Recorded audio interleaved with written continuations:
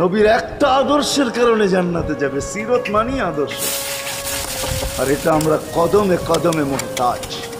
কেননা এই ছোট জীবনটা যদি গ্রহণযোগ্যতা পর্যন্ত পৌঁছাইতে হয় আল্লাহর কাছে, চাই নারী হই, চাই যুবক হই, চাই বৃদ্ধ হই, যেই মানুষই হই না কেন, যেখানেরই হই না কেন, যেই বাসারই হই না কেন, যেই বর্ণেরই হই না কেন, যেই পেশারই হই না কেন, যেই সোসাইটিরই হই না কেন, এই জীবনটাকে যদি গ্রহণযোগ্যতা পর্যন্ত পৌঁছাইতে হয় কার কাছে? দুনিয়াওয়ালাদের কাছে না, মালিকের কাছে, যিনি এক ফোঁটা পানির থেকে অস্তিত্ব দিছেন, যার কাছে আবার আমাদেরকে ফিরা যেতে হবে।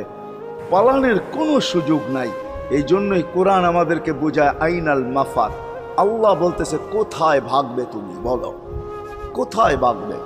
কবির কথাই সত্য, যদিও নাকি পালাও তুমি আকাশেতে লাগিয়ে সিঁড়ি, সিঁড়ি লাগাও যদি